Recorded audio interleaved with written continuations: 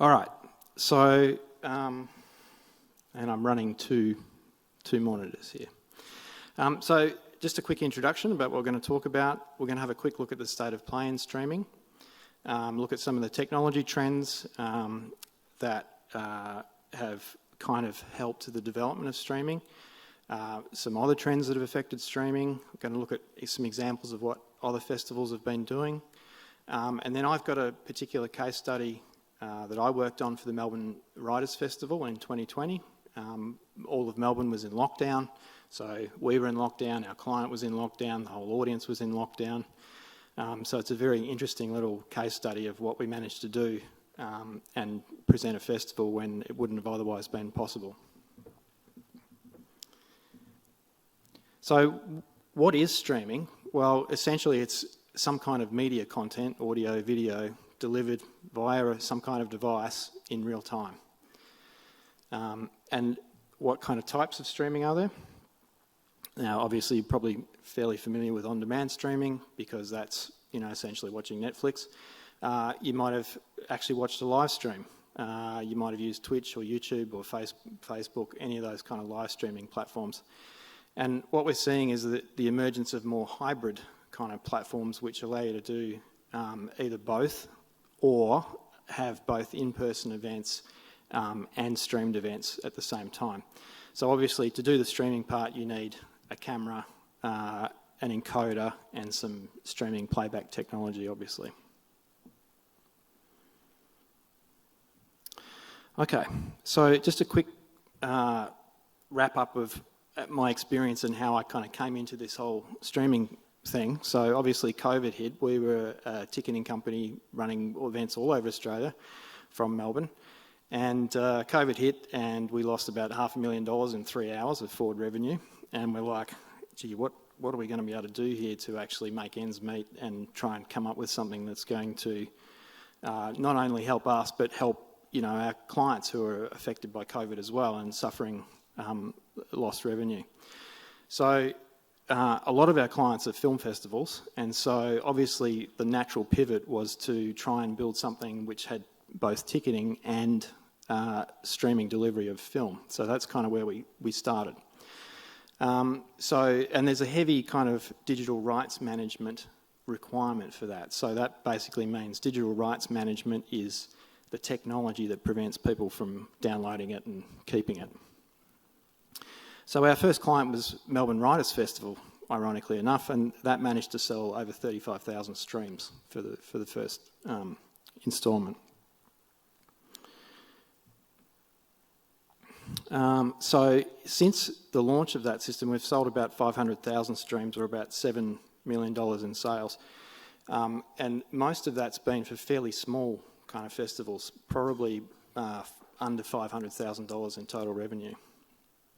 And so this kind of add-on that we built was a fairly important way of clients being able to develop other streams of income when they couldn't actually get them. And the two technology companies that we've been working with to do this, one's called Cinesend, which has got a history of delivering film in North America, and also Shift 72, which work with a lot of the top film festivals in the world, including South by Southwest and Cannes and other festivals.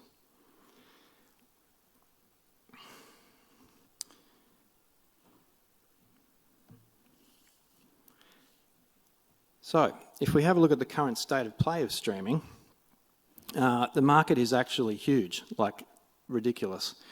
So, from the statistics I can dig up, the current market value is $24 billion, and it looks like it's going to be worth $220 billion by 2028.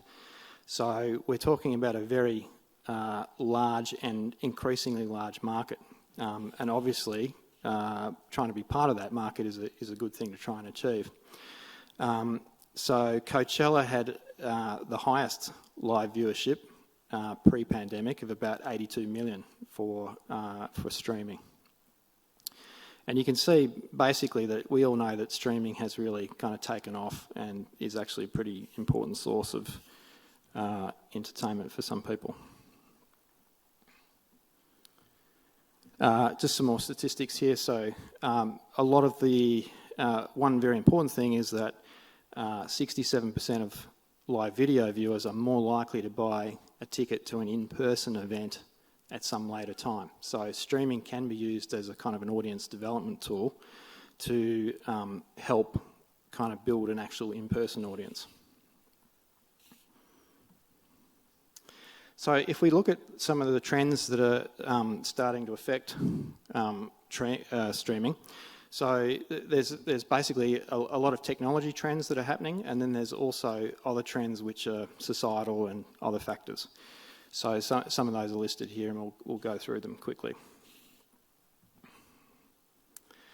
So the first one is really network bandwidth, and I came across Nielsen's law of internet bandwidth, which was developed in 1998 by Mr. Nielsen, and he predicted that users' bandwidth grows at 50% per year, which is actually slower than Moore's law of compute power. And you can see that the data that he has in his model actually works quite well. It's got a very good regression fit for that data, and it holds very well from the period of 1983 to 2019. And what's interesting is that at the times when certain streaming activities become possible, as soon as it is, you see the creation of technologies that take advantage of that bandwidth. So for instance, in around 1999, 2000, we reached an average bandwidth speed of about 0.4 megabits per second. And that's enough to stream audio. And we saw the development of Netflix, sorry, not Netflix, but Napster and other audio streaming services that kind of came online and were able to use that level of bandwidth. By about 2004, the average bandwidth had kind of increased to about 5 megabits per second. And at that time, that's about enough to stream HD content. So it means that we saw the development of things like YouTube and Vimeo, Amazon Video, that kind of thing. Similarly, in about 2012, we hit 25 megabits per second, and that allows 4K streaming. And one thing that was touched on this morning in Thea's presentation was the development of 5G, and we are really seeing that is changing things significantly. It's certainly making it a lot easier for us to do ticketing, but who would have thought you could, download and watch a movie on a phone? If we project that network bandwidth out into the future, basically it looks like sometime around 2028 we would be able to do 16K streaming. Now, it gets to the point where more bandwidth has really diminishing marginal returns because our eyes and ears actually can't really see in that much resolution. So even though you can look at a 4K screen and see more detail, that's only in a small... The way your eye works is it can't really see much more than the centre part of the eye. So it's difficult to see all of a 4K. So if you try and project that out to 16K, there's literally too much information for our eyes to see. So don't expect there to be a revolution in kind of the streaming resolutions that people are sending, but we should expect that there will be kind of niche immersive experiences using that technology. So just a quick example. So the smallest square on the screen there is a HD size screen. And if you go up to 4K, 8K, and then 16K, so 16K is actually 64 HD screens. So it's a massive amount of information that's actually required. If we have a quick look at algorithms that are behind the streaming, so pretty much everything that is streamed needs some kind of compression technology to actually make it work. And again, those algorithms that got developed actually were around the times of people starting to develop things like YouTube and other platforms. So the Joint Video Experts team are some very smart people who work on video encoding, and the best ones are basically H.264 and 265, and they were released in 2003 and 2013. Now,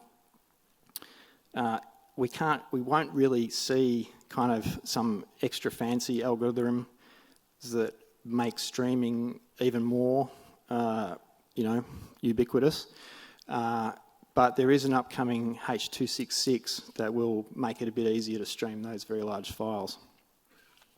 However, one of the problems with streaming is that it's very difficult to get DRM schemes or digital rights management schemes to work on devices. And if you have a look at which schemes work on what platforms, then you end up having to support a number of different platforms, and it does make it quite challenging to manage the content over those platforms.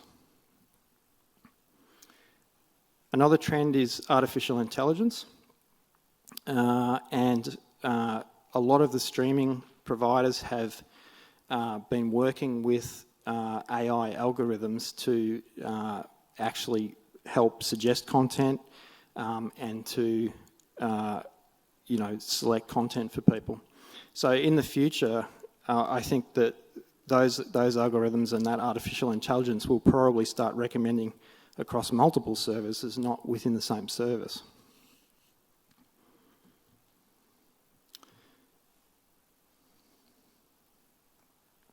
Similarly, it's now possible to do artificial generated people who can talk.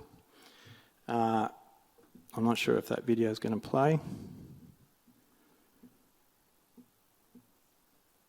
Hi, my name is Anna, and I'd like to welcome you to a talk on the future of streaming. So this is actually we actually use this company called Synthesia from the UK to actually generate training videos. And essentially, you can pick an avatar, you can type in your script, and it'll generate the training video for you. Now, that doesn't happen in real time, but with improvements in compute power and bandwidth, that should be able to happen in real time.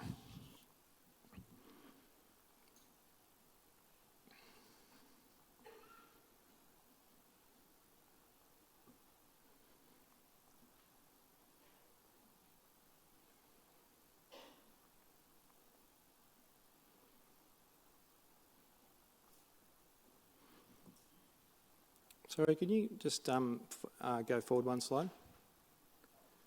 Or one more? Hi, my name is Anna, and I'd like to welcome you to a talk on the future of streaming. My button stopped working. Thanks. So the next area is virtual reality. So Hatsune Miku is a Japanese anime performer and singer. Created by a Japanese corporation, and she's actually opened for Lady Gaga. She's sang with Pharrell Williams, and was actually booked to appear at Coachella in 2020. So again, we're seeing kind of computer-generated technology that is actually starting to affect streaming.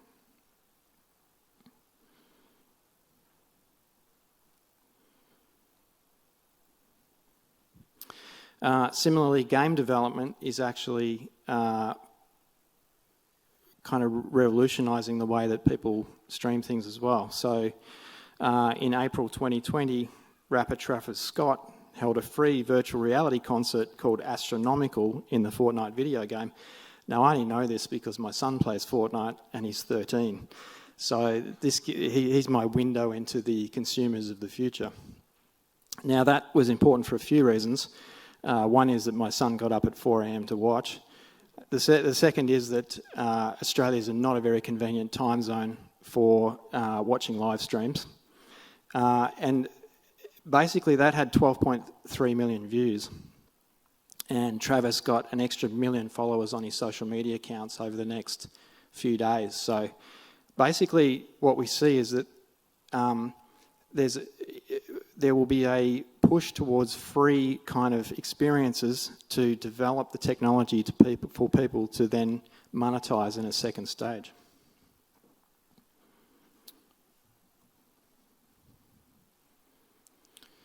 Similarly, the metaverse is a new system developed by Facebook, or now Meta. And it may take 5 to 10 years for this to become mainstream. And it's really shades of Steven Spielberg's Ready Player One. I mean, the technology with game engines is capable of doing that thing now. We need more compute power, we need more bandwidth, but in the future it should be possible to create kind of a complete virtual Earth that, you know, as you travel around, the content is downloaded, your rendering engine can deal with whatever content is required. So these kind of new technologies are going to change the way that we're actually doing streaming. Another trend is NFTs and blockchain, which is really just a way of allowing a purchase to be made to prove ownership over a digital asset. And that technology is starting to be used by festivals. For example, Coachella implemented an NFT-based sales of collectibles and other items in 2022. There's been other festivals that have actually done that as well. So some of the things that you could have bought at Coachella were like collectible videos, images, and also you could also buy the keys to the VIP compound for $1 million US. Now, I don't have $1 million US, but I'm sure there are probably a few people in the States that may have that kind of money. So clearly it's possible to provide a range of experiences for all kinds of different income groups. And looking at the blockchain, they have actually had 2 purchases of this US $1 million purchase. So NFTs won't really accelerate until the kind of usability issues are kind of gotten over. So we're also looking at NFTs for other things like actual ticketing for events. But we're definitely going to keep an eye on this space. So the consumer adoption of streaming is really comes down to about 12 different factors. Obviously, there's much higher adoption from younger age groups. And really, those factors are what drive the uptake. Now, the other thing that's interesting is that live streaming is actually increasing much faster, at a much faster rate than video on demand. So you can expect to see more people trying to do live streams rather than other things. Obviously, if we look at other factors affecting things, well, in 2019, I came to this conference at Coffs Harbour, and you know, if you'd said everyone would stay home for 2 years and work remotely, I don't think anyone would have believed you. So the COVID and the pandemic has really just accelerated all the trends towards remote working and the uptake of streaming.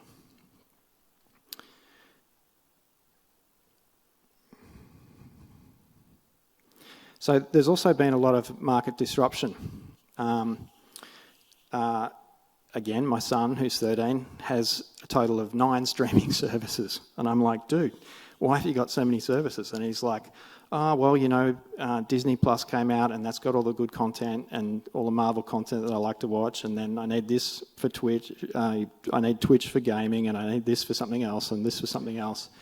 So we saw that over the period of COVID, there's been an explosion in the number of streaming services. And on average, people's streaming service subscriptions has actually risen from 3 to 5. Another trend is piracy. Now, piracy costs the online video industry about $71 billion per year. And that was in 2019, so it's probably actually risen. So as the cost of living pressures increase, it's probably more likely that people are going to be trying to pirate stuff. In one particular study in Miami, they found that removal of a movie from Netflix increased the piracy of it by 20%. So festivals need to be aware of both the pricing to try and minimise piracy, but also using digital rights management, or DRM, to actually prevent revenue loss.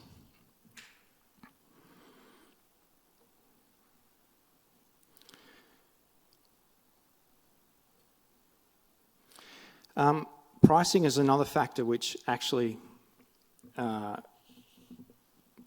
helps the adoption of streaming. So what we tend to see is that free models drive the adoption. So as with the Travis Scott example, you would actually see that was free. The early players try and monetize the content, and the later entrants actually then control the content and the price. So we've seen that the price for streaming has actually increased during the pandemic. For example, Disney Plus, streaming used to be around $10 to $15 per movie. Disney Plus has now increased that to about $30 to $35 per movie. So you can use a variety of pricing models to kind of assist in trying to develop an audience. And so that was what we actually did with Melbourne Writers Festival to try and engage the audience, because we had no idea whether this was actually going to work or not.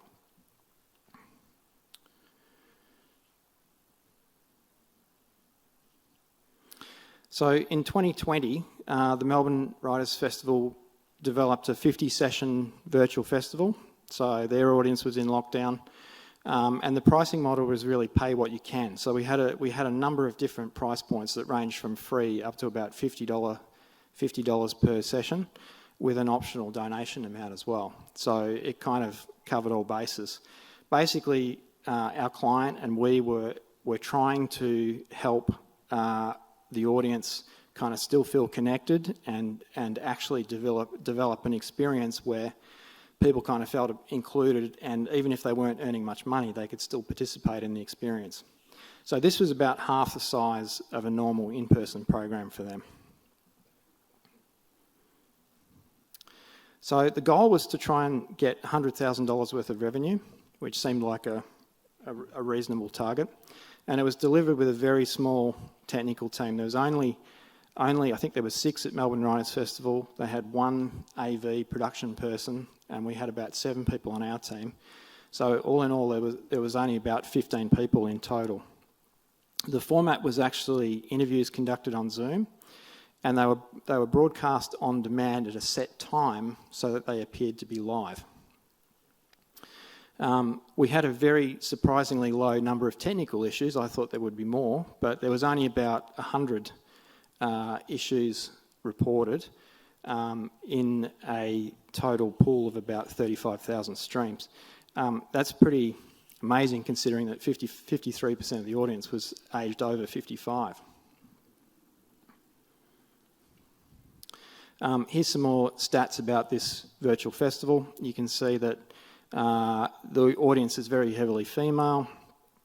The ages, as I mentioned, were biased towards over 55s.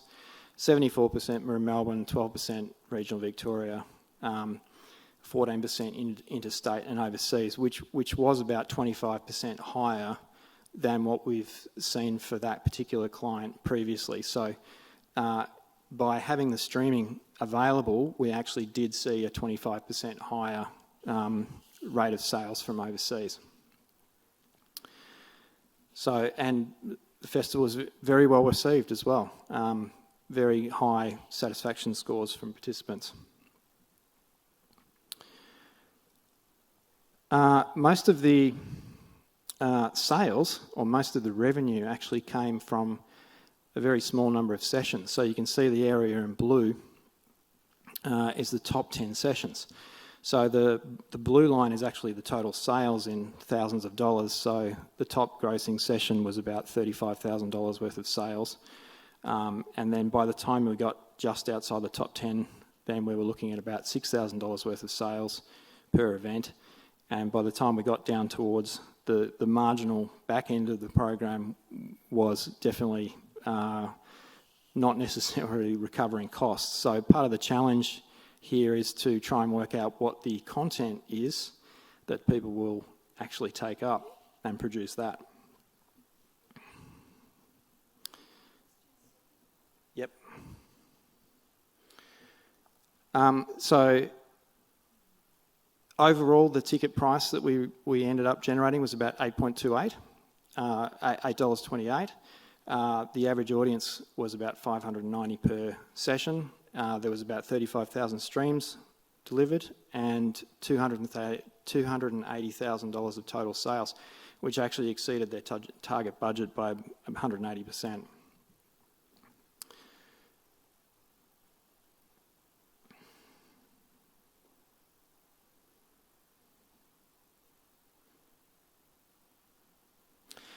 This is a view of the virtual festival. So if you see the big green dots, that's actually events. If you see the very small dots, there's actually about, I think, 20,000 small dots, which are actually people. And so the darker the colours, the more kind of revenue. So you can see clustered around the edges, there are people who only attended a small number of events, perhaps even just one event, whereas the customers towards the centre of the matrix are customers who are kind of core attendees who actually saw a whole lot of different sessions. So considering the alternative, which was no festival, the streaming was actually a lifesaver for the festival, and it's now part of the yearly planning but at a reduced scale. And obviously the costs of production need to be taken into account if the sales volume is very low. So in conclusion then, so streaming is definitely here to stay. It should be considered as part of the mix of any festival environment. Whether it's economic to do so is a different question. Content is king, so you've got to keep producing great content to stay relevant and try and get people to take up those sales. You can use streaming as a way of leveraging demand to build future demand for in-person events. You can watch the rise of NFT and blockchain, maybe explore ways of participating. The virtual reality streaming will be big in the future, but it may take another 5 years or more for adoption. So, and don't expect a rush to higher resolution video in streaming, except for perhaps niche applications. And live streams are continuing to outstrip on-demand video for festival applications. And finally, you just need to pay careful attention to the pricing, your marketing and volume considerations to make sure that you get maximum audience and return. Thank you very much.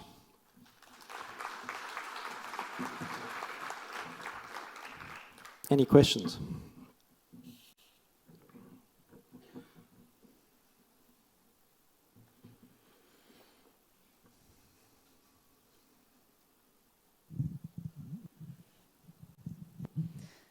Hey, Rob.